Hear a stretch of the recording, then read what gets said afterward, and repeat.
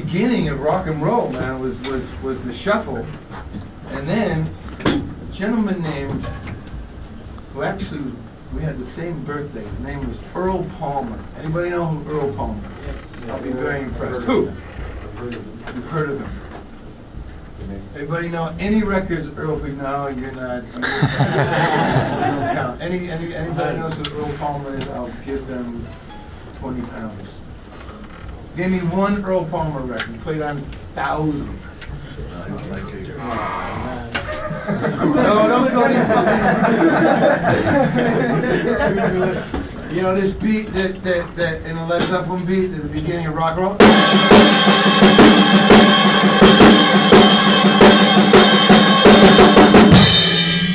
Y'all heard that before? Yeah. Bonham took, they were recording Led Zeppelin 4, and there's a song on that record called Four Sticks. Down, down, down, down, down, down, down, 5/4 or something. Believe it or not, the great John Bonham was struggling, trying to come up with the timing of this, and they were fucking it up, got very frustrated. And all of a sudden there's this beat from a song called Keep a Knockin', I think it is. So, right? Little Richard. Yes. Yeah. And the beginning of the song is this. I keep on knocking. And it's kind of a straight shuffle, not really shuffle, but more straight. And Bonham started playing that. And Page went, and they went, fuck Four Sticks, let's work on that. That sounds good. And they had the song Rock and Roll in like 15 minutes. They fucking had it cut. What you hear today, done. I was lucky enough to work with the engineer, Andy Johns, who did that record. And he told me that they came up with it like that. So Earl Palmer, king of the shuffle, man. He could shuffle like a motherfucker. And like, it's very blues, or you hear a lot of shuffles in blues, like great B.B. King and Buddy Guy and guys like that, like the shuffle. So there's different ways to do it. I don't know how are we shuffling 4 on the floor? How do you shuffle? Like I do a shuffle, basically we covered the song Higher Ground, like Stevie Wonder, where Stevie like plays the drums on that track and they're fucking funky as shit. I don't know how he does it. So weird the way he plays open hand. I can't fucking do it. But I did my own version, which is like, rah!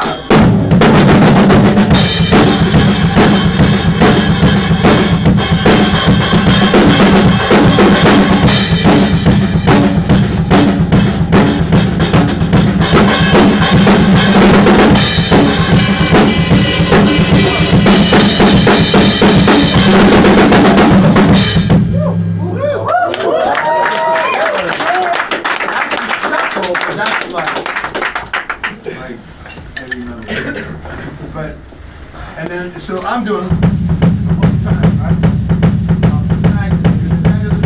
I'm sure Stevie was going, but a lot of shuffles are just 4 on the floor, and you swing your hands with those dotted 8 notes. And lots of people play, you know, it's slow. It's like, and I'm not good at it, man. It's like there's a real art to like the drummers. Anyone know who Bernard Purdy is? Yes. Indeed. Right? Aretha Franklin, all kinds of tons of people. He was shuffling badass. Like, there is that thing called the Purdy Shuffle. I believe so. He has his own fucking beat. I can't do it. It's very similar.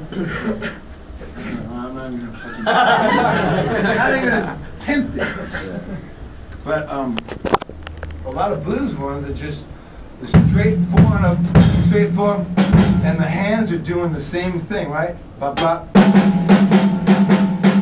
it's the accents, and it's hard because I'm not playing along with anybody, but it's how you accent it.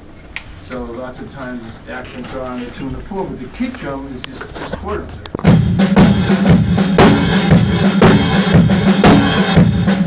Like the hi-hat, open the hi-hat a little bit harder on the 2 and the 4. A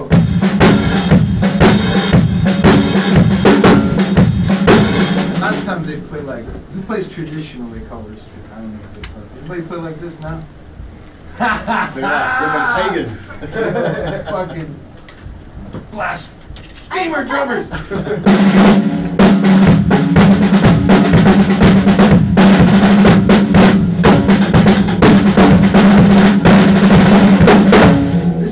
This is called traditional, but I learned like this because this comes from. I feel like I'm in school so much right now. You are. This comes from because in the war, the snare drums, the drummers would stand and march, right? And they march because they're marching down the fucking thing, and everyone's marching behind them, and they're going off to war, and they're all gonna fucking die. And you know it, but it's too fucking bad. And the drums would be slung around with a little strap. Thank you, strap. So the angle would be like this, right? They're deeper drums. And they're bloody uncomfortable. And the bloody uncomfortable. Hit your dick all the time. That's why they get big, thick trousers now. Big big trousers, big dicks. Good for you. Well, adult for you, right? You okay with that? He loves a big dick.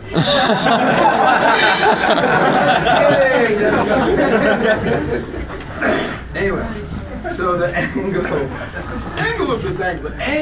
of the drum would be like this. So the drummers, because their arms would get tired, they turn their hands over like this and adopted this grip. And because of the angle of the drum, right? So that's how the traditional grip started. Now, you get on the drum set in the 1920s, and the drum set, trap set, all of a sudden we were like, hey, here, and the hi-hat used to be down here, and you didn't even play it with a stick, you just keep time. In New Orleans, it's called the low sock or something, is that right? Low sock, something like low something. And it was just to keep time. And then some genius said, hey, let's bring the fucking hi-hat up and play with it, right? And then the modern drum set sort of came in, and it's very similar to what you played this drum set exactly, you know? So the snare drum still would be kind of angled and played like this, a lot of New Orleans drummers and a lot of swing drummers, but we figured out is like, this is all cool, but you know what, you turn it around, you can get good power. And I learned to play like this, all that shit in school, right? But then when I started playing in a band, like that,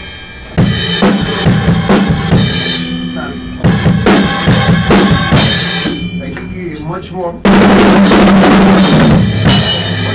power from turning the stick around. So, anyway, I don't know why I was talking about this. Lots of because lots of guys shuffled in it, and a lot of the jazz drummers play this way. So there's a lot of grace notes, you know, they play a lot of.